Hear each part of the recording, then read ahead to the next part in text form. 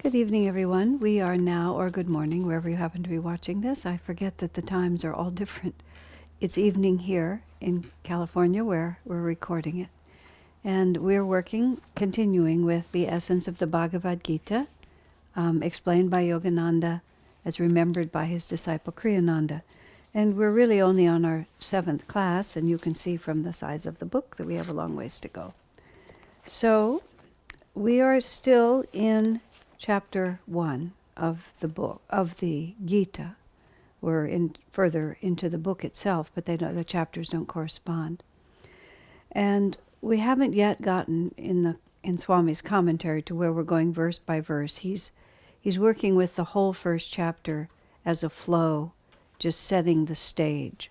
And the last time we spoke, it was when Dhritarashtra, the father of Duryodhana, whom Duryodhana represents the forces of material desire, Dhritarashtra asked Sanjay, his advisor, to tell him what's going on the battle of Kurukshetra. And we talked about how the battle of Kurukshetra is really going on internally with our consciousness. And so now we have the story of what Sanjay observes is going on out there.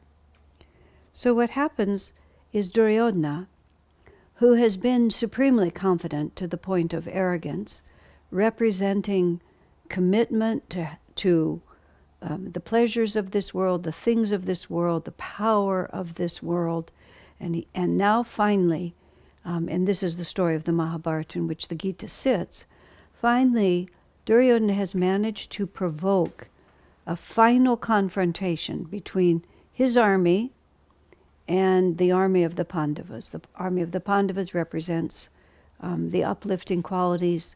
Duryodhana represents the downward pulling qualities. And this is directional in the chakras, and it's also directional from the point of view of whether our energy is inward and upward toward the spiritual eye, or downward and outward into commitment to the world.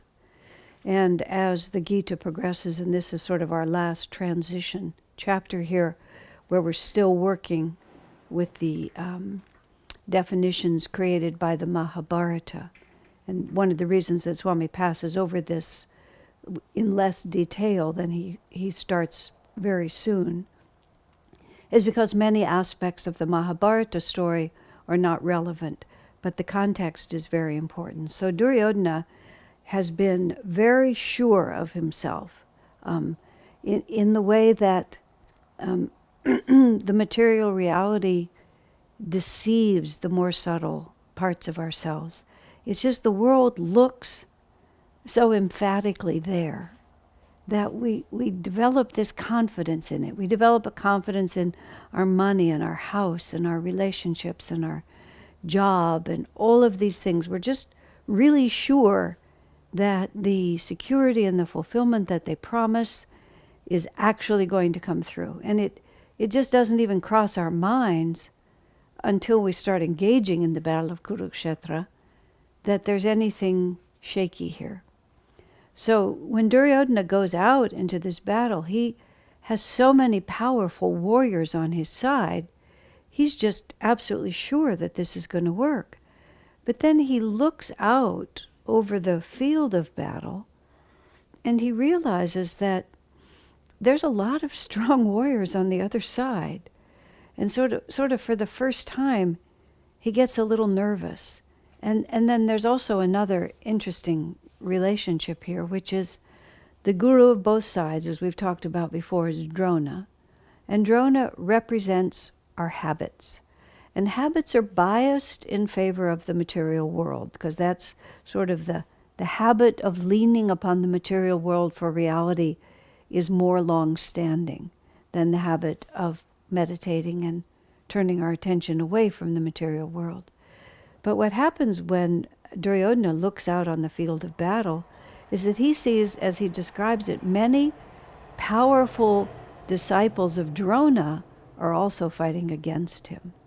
And he'd been counting on Drona and the power of Drona, which is sort of the momentum of all his past lives and all his past habits.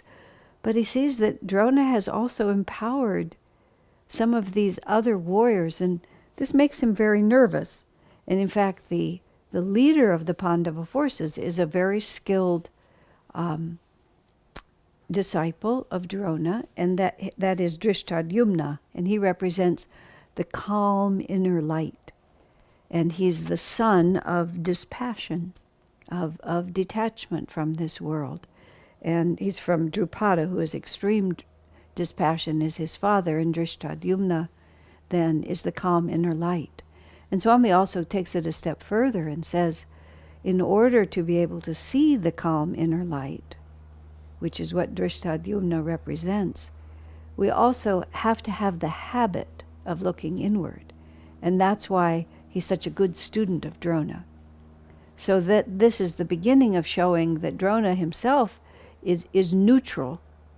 It just depends on what habits you've built in. And most people have built in more of Duryodhana's way of thinking. But Duryodhana is very alarmed. So he wants to, I have to follow some notes here too.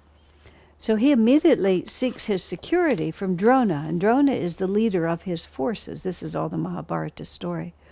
Because our first impulse when we feel insecure, when something threatens our well-being, very few people think immediately creatively about creating a new reality. Usually when something threatens our well-being, we try to rush back in to the known reality. I mean, that's why spiritual progress is often difficult, because all those vrittis, all those established biases, whenever our consciousness wavers, those vrittis draw us back in again. So Duryodhana, as the aspect of ourself that's seeking to be secure in this world through the things of this world, he turns to Drona, who's the leader of his forces, to feel safe again. But Drona can only assure him up to a certain point, because once the spiritual part of ourselves really becomes also habitual, we're in an even battle then. All that power of habit looking one way is merely accumulated directed energy in a certain way, and it can be reversed by accumulated directed energy in another way. Recently I was giving a class on the chakras, and there was some questions asked about stones and crystals and lights and colors. How much can they really reorganize our consciousness? And when you have to think about all these characters in the Mahabharata, and you think about the chakras are patterns of energy, and the Pandava brothers, as I've talked at other times, represent the 5 chakras, starting from the base chakra, the earth chakra. The 5 Pandava brothers go from the base of the spine to here, representing the chakras, here being the throat. And what the dynamic of the chakras is that whenever we have thoughts or actions or reinforce the pattern of our lives by repeated actions, this is Drona acting, we create a vortex of energy at whatever chakra, the vibration, whichever chakra vibrates with the level of reality that we are affirming. So what we end up with, if for those who are able to see it or feel it or intuit it, and whether we know it or not, it's still there, is that each of the chakras is a whirling field of energy. Chakra means wheel. And that whirling field of energy is created by many small vrittis. Vritti means whirlpool, with some kind of a belief about happiness, suffering, reality, fulfillment, disappointment, held, some point held right in the center of it. And then the energy moves around that. And that energy is really our life force. And so all of these chakras are pre-committed vortices of our life force. And we maintain them by essentially delivering life force to maintain those stories, to maintain those ideas, to maintain those delusions. And it feels so powerful, and it is powerful, but it's not physical. It's completely energy to energy, which means that any vritti, any vortex of energy, can be completely converted into another, can be dissolved, and all that energy released for another purpose, if a greater magnetism is exerted.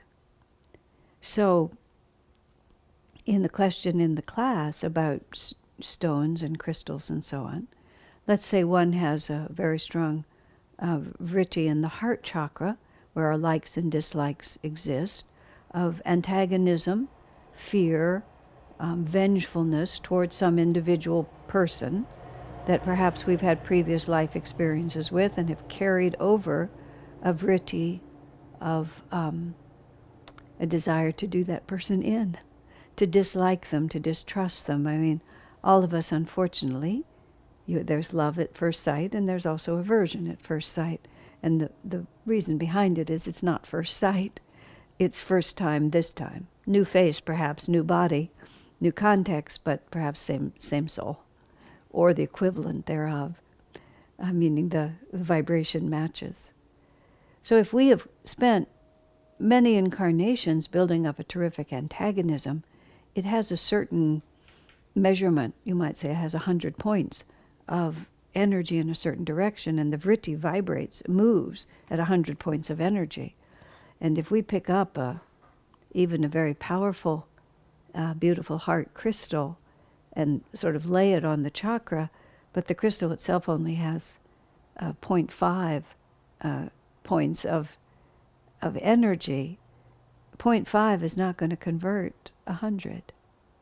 If we have determinedly committed ourselves to reversing this, even incarnations of wrong thinking or negative thinking, then you are already putting 40 points of energy, and you add another 0.5 and it helps.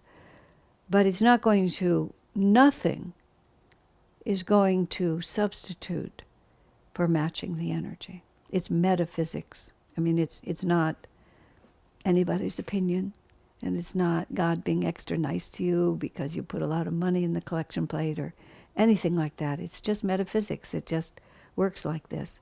So all karmic directions can be overcome and reversed. They could be overcome and reversed in a split second if you can generate enough energy in a new direction to equal and overcome the energy you've directed in a previous direction. Which is why, for example, a near-death experience, or a very tragic experience, or a ecstatic experience can, in fact, reverse many karmic directions because the energy of it is equal or greater. So yes, things can change in a heartbeat, and there's also this sort of more mysterious force called the grace of God, which tends to come in balance, but the way it comes in it doesn't always look like cause and effect. So there's this other force. But even to attract the grace of God, there has to be a profound and absolute commitment to a shift. Now, the whole Mahabharata, the whole battle of Kurukshetra, is these vrittis warring against each other, which is Duryodhana represents all this outward moving force, the Pandavas, all this inward moving force, and it's put in terms of a battle. And when you read the Mahabharata, this one fights against this one, and someone overcomes, but this one runs away, and then he straightens himself up, and then he comes back again, and this one sneaks up behind and gets that one, and this one completely overpowers the other one. And it's all very exact in terms of exactly how that battle takes place. I have to stand up. I have to stand up to some delusion and not be frightened by the sharpness of his sword or the skill as an archer, and have the courage to realize that the warrior, the Pandava warriors within me can meet and overcome that. And the material forces, which is essentially the egoically directed, the I want to stay separate, my fulfillment comes from protecting my present self-identity. Sri Yukteswar often talked about our spiritual efforts are very much like a little bird that's lived in a cage all its life. Swami talks about this here. And even when the door is open, even though we're made to fly free, if we look around the little room that we're in, and that big world out there is, they say it's a nice place to be, but how do we really know? And so we stay small even when there's nothing holding us back but ourselves. But here we have it. This is the battle of Kurukshetra, and these are the two forces that are arrayed. So let me see where else we are. So Duryodhana then starts talking about what he has working for him, and he talks about he has the power of habit, and that habit, as I said earlier, is incarnations of it. This is the whole subconscious, conscious, superconscious dynamic, the way Swamiji has explained it in his Superconscious Living course and Awaken to Superconsciousness and other places where he talks about it, where subconscious represents it's not used in the psychological sense, although there are similarities, but he gives it its own meaning. The subconscious is everything that we already know. And the superconscious is all the divine potential that is our ultimate destiny, but much of it we haven't yet explored. And the conscious mind is where these two forces fight themselves out. The conscious mind is Kurukshetra, it's the field. And the subconsciousness, this is another way of just talking about Duryodhana and his people. And he talks about habit is his friend. Because the subconscious mind is always trying to persuade us that the known, whatever it is better than the unknown. And it's also trying to persuade us that if we put out less energy, the known requires less energy than it does to explore a new reality. And superconsciousness calls us to a reality we haven't yet experienced. Subconsciousness comforts us with the reality we already know. And Kurukshetra, the conscious mind, is where these two forces play. So Duryodhana starts listing his assets because he's getting a little insecure here. So the first asset is Drona. The power of habit has taught us that this is who I am, this is what I do. Why would I, I'll speak in a moment about Arjuna's own dilemma. Why would I work so hard to transform myself? Why would I not just be like everyone else? Personally, just because of the way my temperament is, partly my upbringing, but also my temperament, I was not so influenced by what everyone else was doing. And the desire to be like everyone else was not that strong in me. So to a certain extent, I've always been a little surprised because I have to expand my understanding to see it. But many people, when they come to the spiritual path,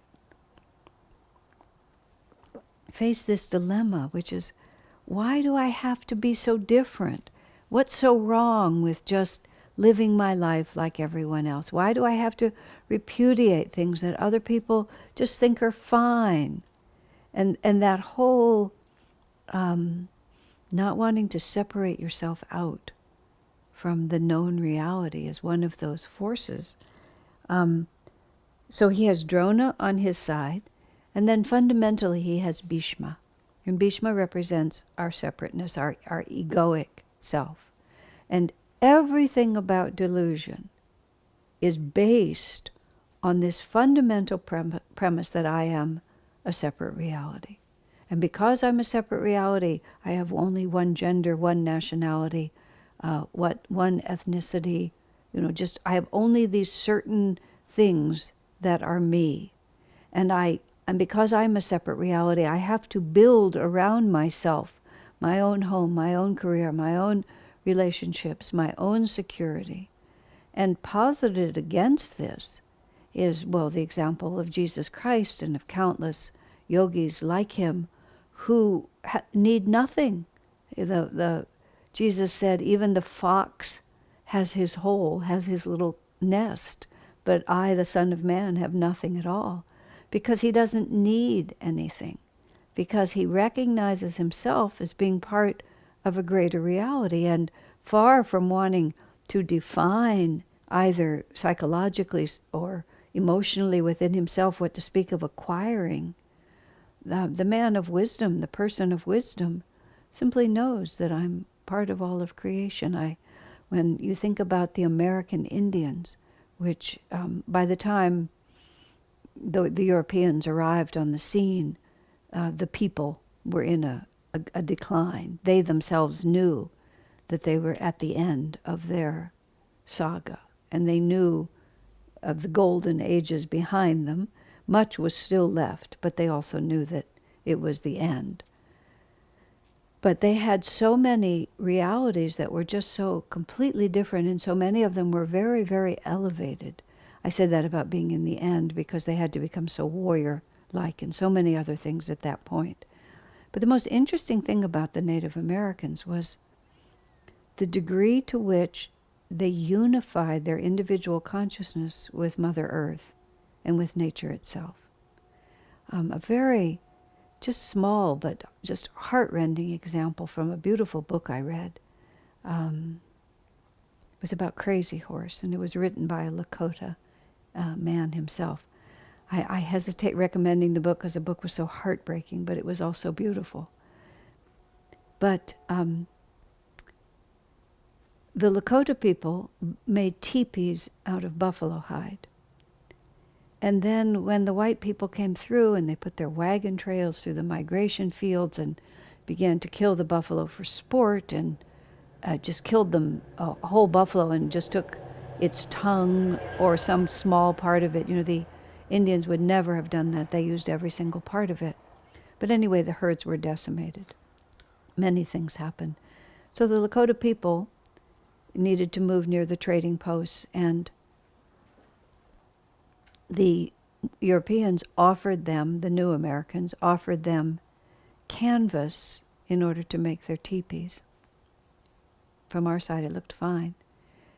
But Crazy Horse said the buffalo skins were so heavy that even in the biggest storm, they didn't ripple, which meant they were silent.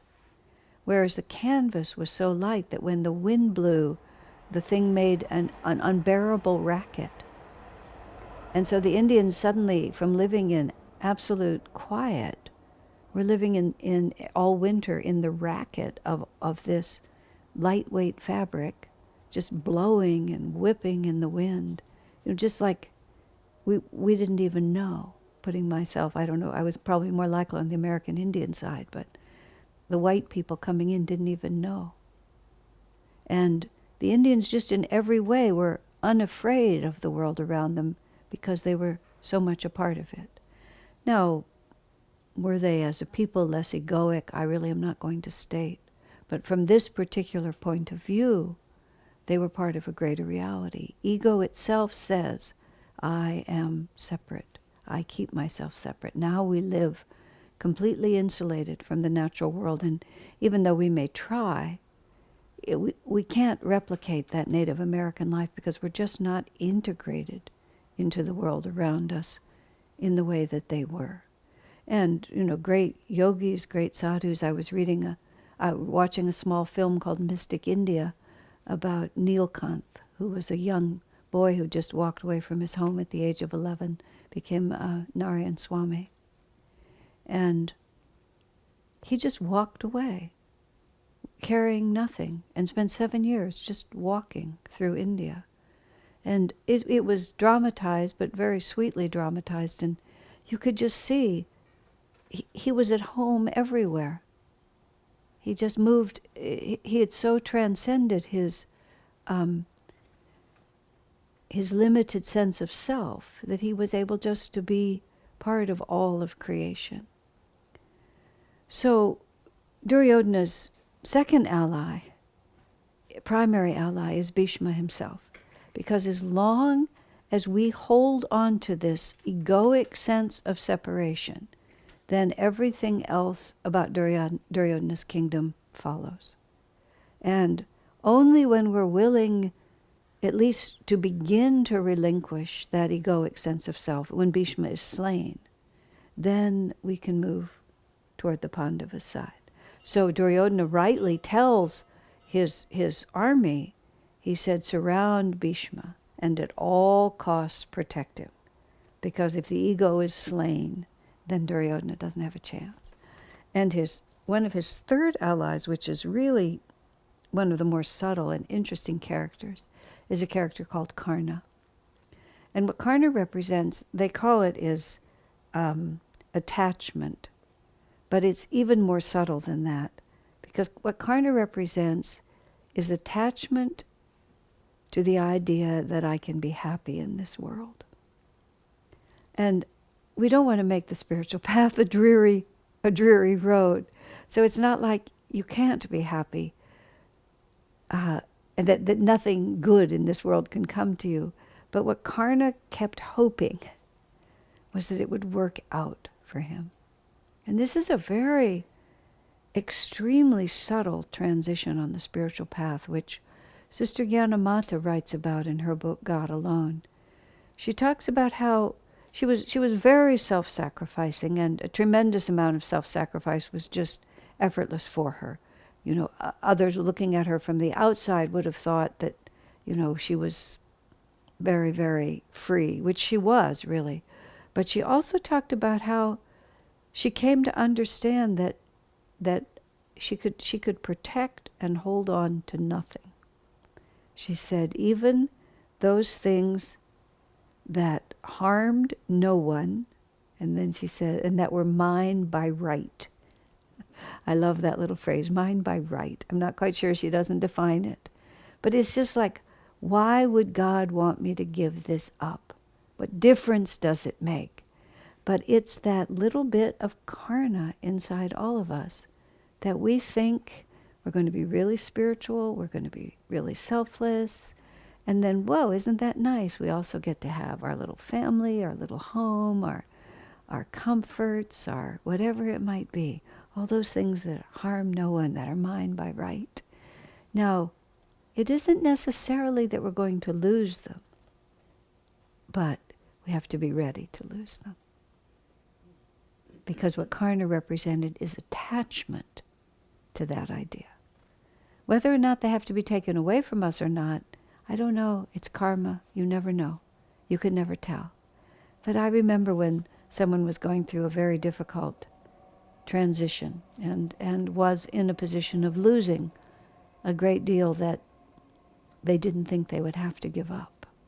And Swami's advice was so simple and so challenging. He said, why are you taking this so hard? And it was like, why is the person taking it so hard? Well, because of karna. Because I'm attached to the belief that I can have God and. And that's what has to be broken. When you have perfect non-attachment, in Patanjali's sutras they talk about it, the fruit of complete and perfect non-attachment is that jewels and wealth come to you effortlessly. Meaning you don't have to be deprived if you're totally indifferent to whether you're deprived or not. And then how do you decide whether you're deprived? You know, the divine force works for you. So Duryodhana looks to habit, subconsciousness. He looks to this strong sense of separate identity from a greater reality, the little bird preferring the cage, to the possibility of that infinite sky, and to karna, the attachment to having what I want in this world, and then also still being able to say, oh, I love God too. And God says, really? How much? Because each of those, you see, all those attachments or needs as we define them are vrittis of energy in the chakras that commit a certain amount of our life force to maintaining them. And that much of our life force, therefore, is held back from God.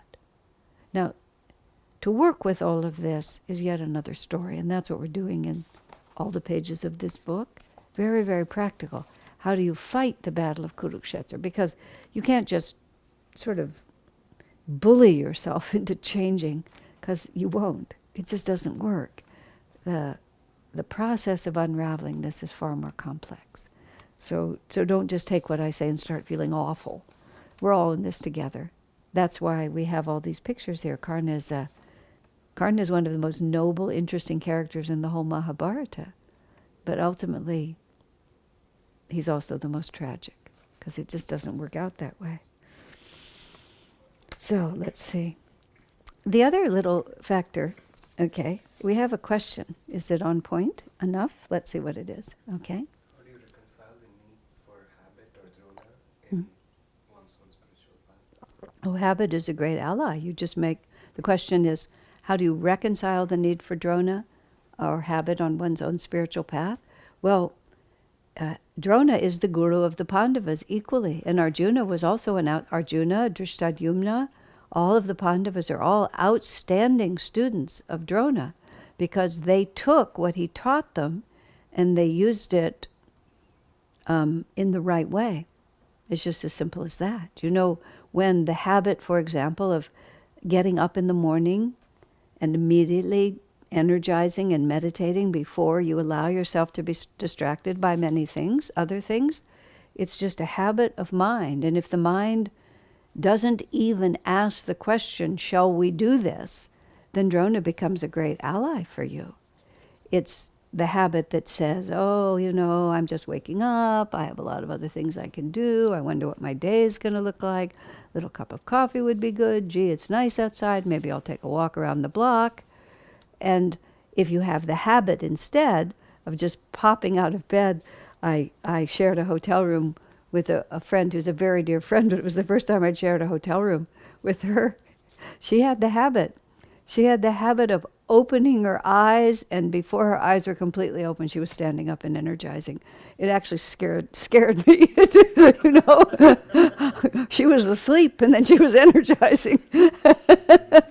But I respected that a lot. I have another friend the same way. In her case, it's also you learn these things when you share hotel rooms. You know, we spent several nights in a hotel room. She wakes up. She essentially falls in the hotel. She had her own place elsewhere. She falls out of bed onto her meditation cushion, puts her earplugs in, and sits there for 2 hours. Every morning. Every morning. There's just no part of her that has any other vritti going on. You know, that's her habit.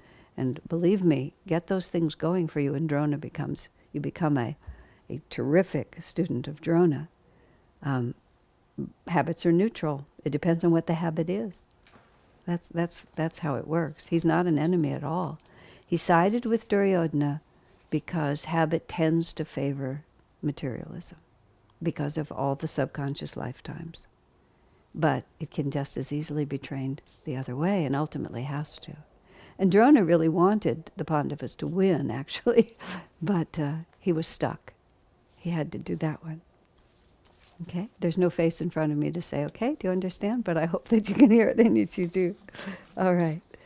Let's see now where we were.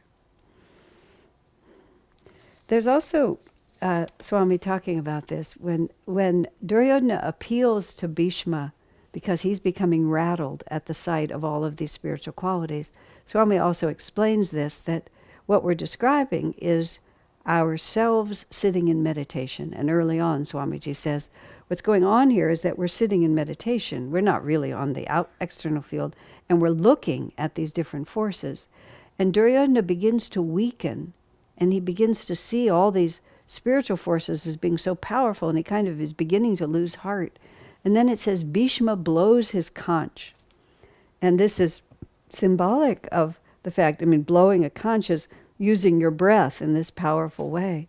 And how Swami explains this symbolism, how Master explained it, was that when you're sitting in meditation and you begin to become calmer and the little bird begins to see, the possibilities, and the ego, begins to loosen its grip a little bit, and then the breath can become very still, or the breath can stop completely.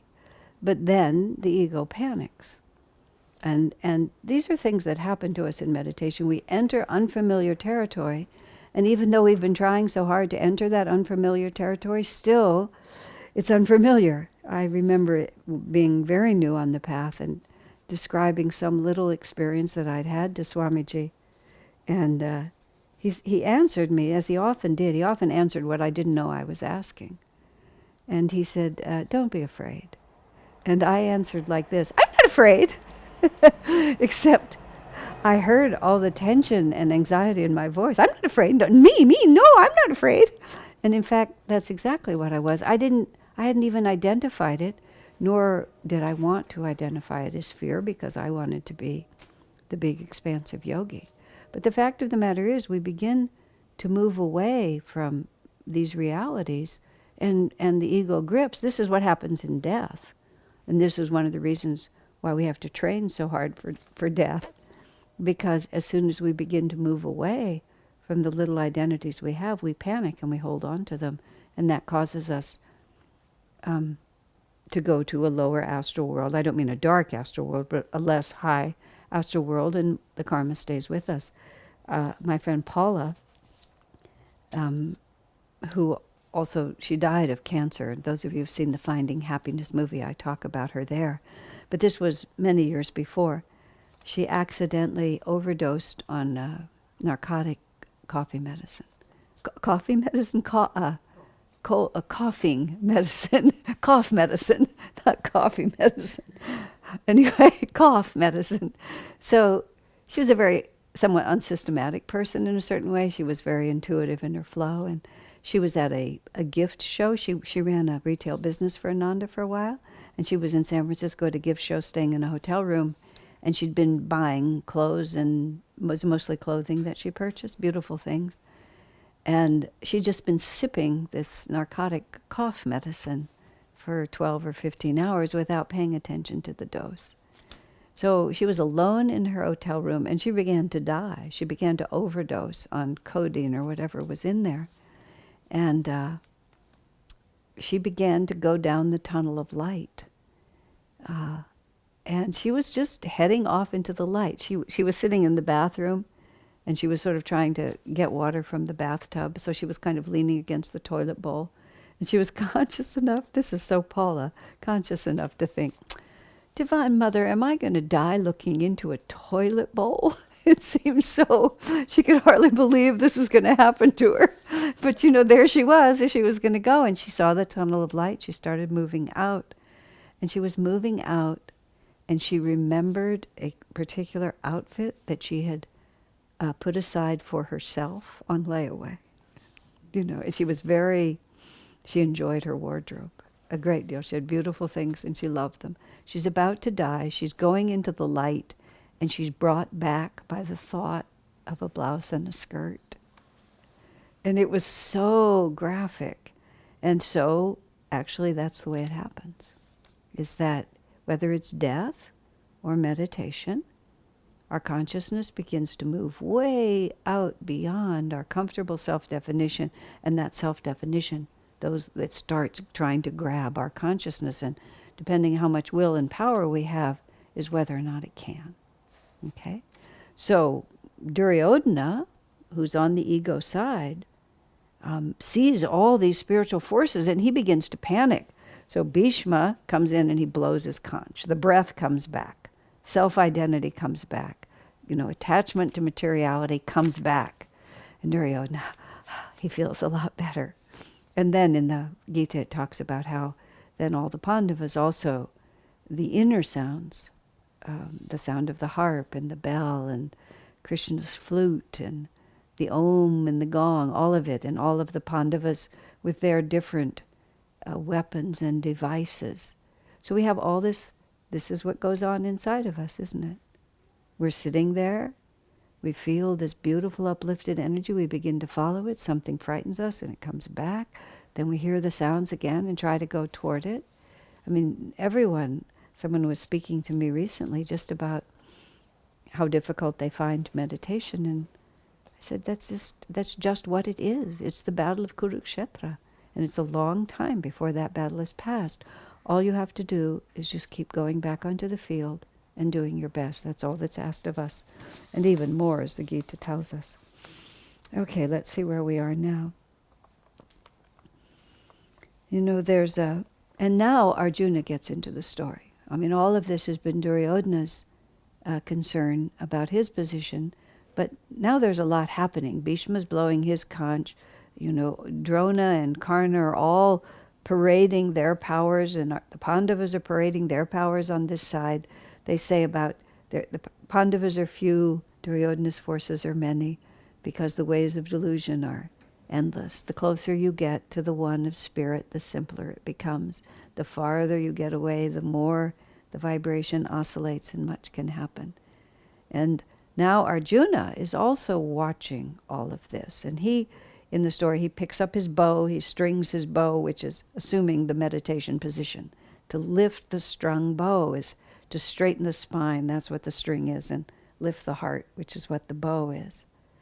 But Arjuna himself, looking over this field, he becomes quite concerned too, because he knows everyone out there. It isn't like he's gone to some foreign land and he's being asked to annihilate individuals or realities that are foreign to him. He knows everyone here. He's played with them as children. He's sat on his grandfather's lap. He's had Drona, all the skill that he has in archery, he's learned from Drona. And then Arjuna himself finds himself on the opposite side. Now, there's another part of this which is so sweet, which is how Krishna comes to be Arjuna's charioteer. And it's a beautiful story in the Mahabharata, which is only told briefly here, but we can tell it briefly, is that when they knew that war was going to happen, both Duryodhana and Arjuna rushed to Krishna because they both knew that Krishna was very powerful and they wanted him on their side. And there was a tradition that whoever, if you have equal loyalty to two sides, then whoever gets to you first, you're obligated by the code to support that person. So Arjuna and Duryodhana essentially arrived together. But Krishna is asleep. And so Arjuna sits at Krishna's feet, Duryodhana sits by his head. And when Krishna wakes up, Duryodhana had arrived, I believe, a moment earlier. I said they arrived together. But when Krishna wakes up, he sees Arjuna first, because Arjuna is at the foot. So anyway, Krishna offers a choice. And he says, you're both dear to me, and my loyalty is to both of you, because you see the Lord embraces us all. The Lord doesn't take sides. He helps everything move forward. But he says, I have this huge, powerful army. He said, one of you can have my huge, powerful army, and the other one of you can have me. But I'm not going to lift a weapon, and I'm not going to fight. And Arjuna gets to choose first, because he was seen first, or because he was younger. There's many different explanations. But in any case, Arjuna chooses first, and he chooses Krishna. He says, your army is nothing. You are everything to me, Lord. Duryodhana is delighted because he gets this huge army, because he doesn't have the vision to understand where the power really is. He thinks the power is in the material world. So he thinks Arjuna has made a ridiculous choice. And Arjuna knows that Duryodhana has made a ridiculous choice. So Krishna being the charioteer for Arjuna, and the horses represent the senses. And so Arjuna's commitment is that God will guide me. And whatever happens, he doesn't have to fight for me. He just has to guide me and take me and show me and lead me. And I follow where he takes me. Literally, because the chariot, Krishna is taking him, and Arjuna goes where the Lord asks him to go. So there's just a beautiful image there of choosing God above the things of this world also, which Arjuna didn't hesitate to do it. But so often in our lives, the presence of God is less dynamic to us than the jeopardy we fear if we make that choice instead of the worldly choice. This is where Ananda Swamiji would always tell us many times, and it was the foundation principle, wherever there is Dharma, there's going to be victory. And over many years of my life, I've refined that into my own little saying, which it just makes a lot of sense to me. Sometimes you can see doing the right thing, making the spiritual choice, acting according to your highest principles. Sometimes you can see where that's going to lead. And those are easier choices. But sometimes nothing objective looks like it's going to support this particular choice. But you just have to make it because it's Dharma. And I say that's doing Dharma in what I call in a vacuum. In the vacuum of just, there's no cause and effect that you can see. You just really don't know where it's going to go, but you make that choice because where there is Dharma, there was always victory. I was thinking about this is quite peripheral, but it was interesting. Many years ago, when Ananda first started publishing, Swami started writing these little books, the secrets books of love, of friendship, of persuasion, of emotional healing. There's a dozen of them. They're beautiful little books. One saying for every day of the month. They're kind of a practicum, a study book. And oddly enough, you may not realize this, when Swami started publishing those, nobody else was publishing such things in the New Age field. I mean, now there's zillions of them, but when we started, there weren't. And it became a very good seller for Ananda Publications and a source of much needed income, which is one of the reasons why Swami wrote, I think, 18 of them in the end. And Ananda Publications, now called Crystal Clarity, was always a relatively, it supported itself, but we never made a lot of money out of anything. And so we had some distributors that had been very faithful and very supportive to us. We had long positive relationships with a couple of small distributors. And now these books were suddenly really bringing in income for them and for us, and we were all just delighted about it. And one of our salesmen, one of the devotees of Ananda, who acted as a salesman, was at the book conference, the National Book Conference. And he was approached by the equivalent of Costco. It was called Price Club then, but it was Costco. And they wanted to take a handful of those books. But the only basis on which they would take them was that if we gave them an exclusive distribution contract. And we weren't obligated by any contract to the distributors we had, but we had a long relationship with them. And this was a phenomenal potential in terms of income and visibility and so on. It was really quite impressive. So our salesman just really wasn't quite sure what to do. So he asked 3 or 4 professionals in the field, just people who were successful, who knew how to do business. Every single one of them asked him as the first question, how much money is involved? And when he told them the amounts of money, it was a significant enough. It wasn't Monte Carlo, but it was big for us. It was a significant amount of money. Oh, then of course they said you should just dump the other distributors. And after the second or third time our salesman was told that, he thought to himself, what people are asking me is, what's my price? In other words, I'm loyal to my friends up to a point, but if there's enough in it for me, then I'll just turn my back on them. And so when he realized it was just a question of at what point will you sell your dignity and your friendship and your loyalty, he realized that we just couldn't take the contract. We just couldn't do it. These other people too were depending on us, and they'd helped us, and we never looked back. I can't say that some fabulous great thing did or didn't happen that we could measure after that. I don't know. But everybody slept better at night. And you have that complete peace of mind when you act according to what God tells you to do without weighing and measuring what the alternative is. So now here's Arjuna with Krishna as his charioteer. And in the Gita, it says again that he raised the monkey emblem, which seems kind of a goofy thing for Arjuna to have a monkey as his standard. But what that represents is the restless mind.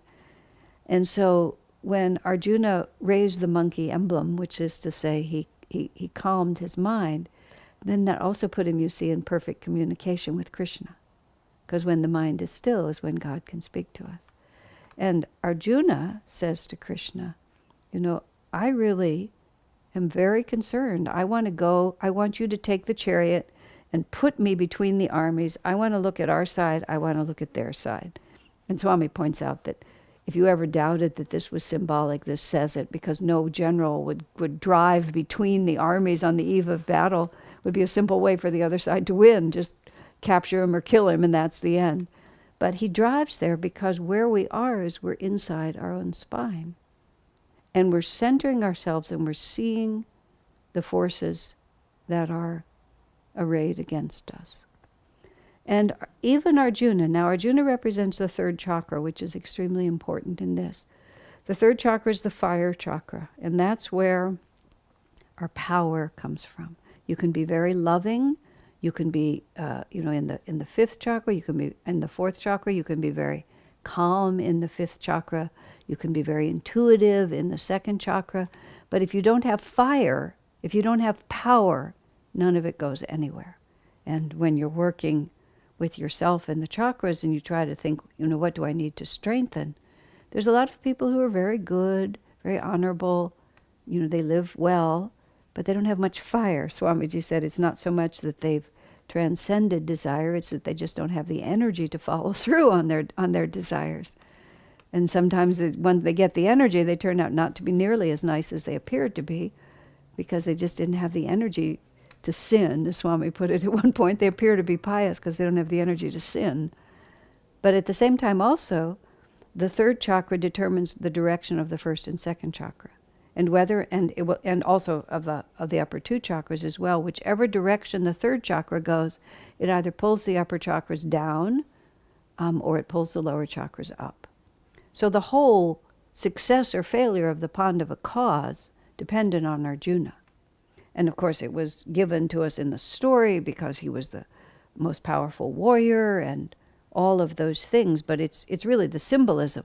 What you do with your personal power, whether you direct it upward towards spirit or whether you direct it outward toward worldly enjoyment, determines who wins. So all of a sudden, Arjuna himself is beginning to wonder about his cause. And when Krishna takes him where he can look at Duryodhana's forces, just as Duryodhana had a crisis when he saw how much power was arrayed against him, Arjuna didn't have a crisis in terms of feeling that he might be defeated, overpowered in that sense. But his crisis was that, as I started to say a while ago, he knew everybody on the other side. And they were dear to him. And he starts thinking about, and not only, is he unwilling, but his mind becomes completely confused. How can this possibly be right? How can it be in the fitness of things that I should actually pick up a weapon and kill my own grandfather, kill my own guru, kill my own cousins, that we were children together, and I love their mother as my own, and I will make all these mothers weep. How can it possibly be dharma for me to do that? Now, the whole rest of the Gita is Krishna answering this question. And there's many parts to his dilemma which are very important for all the rest of us. I put it like this.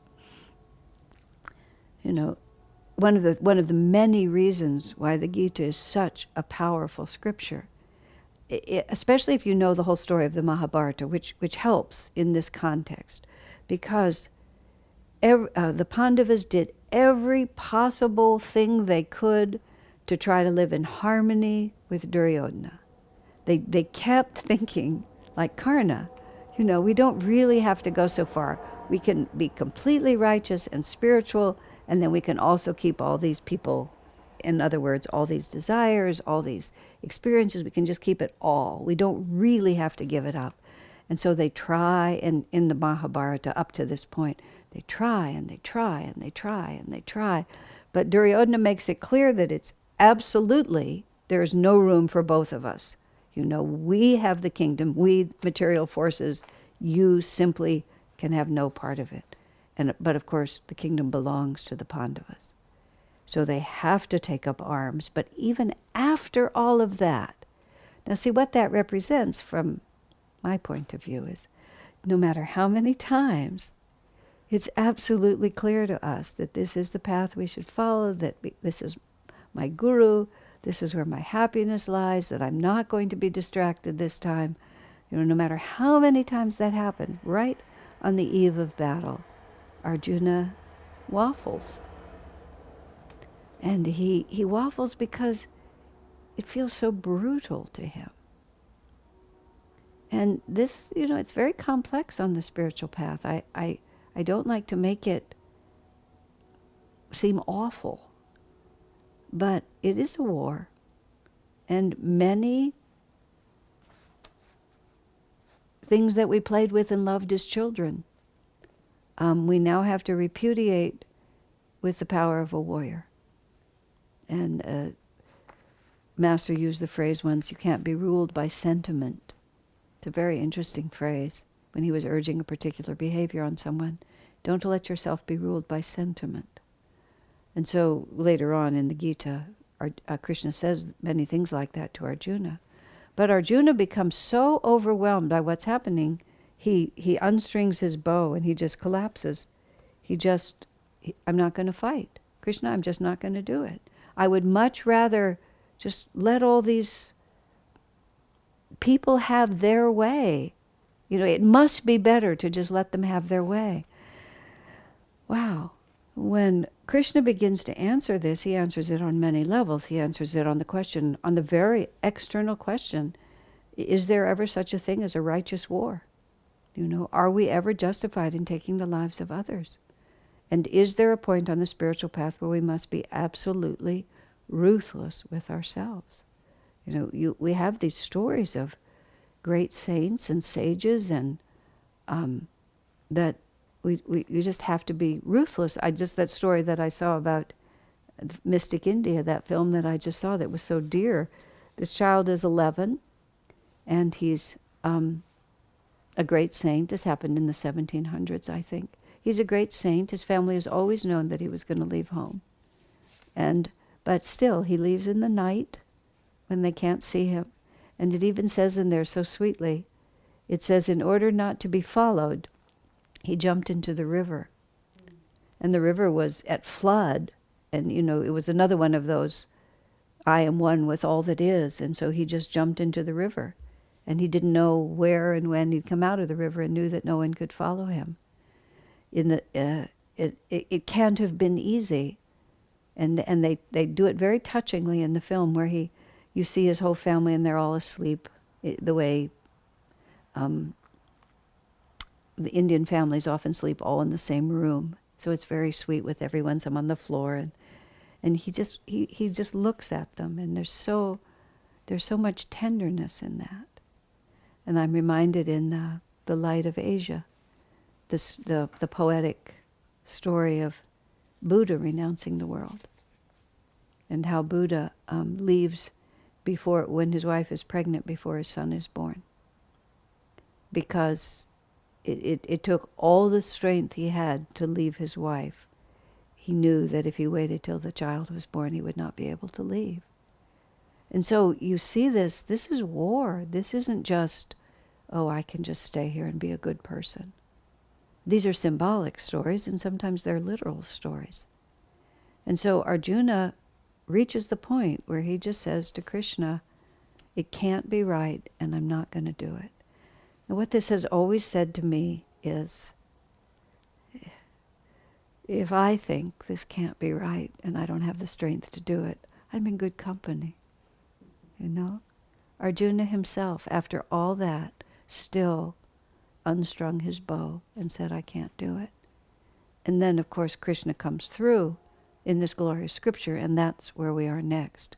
Once Arjuna gives up and he turns to Krishna and says, I'm not going to do it, Krishna answers him. And Krishna's answer is the Bhagavad Gita. So, God bless you.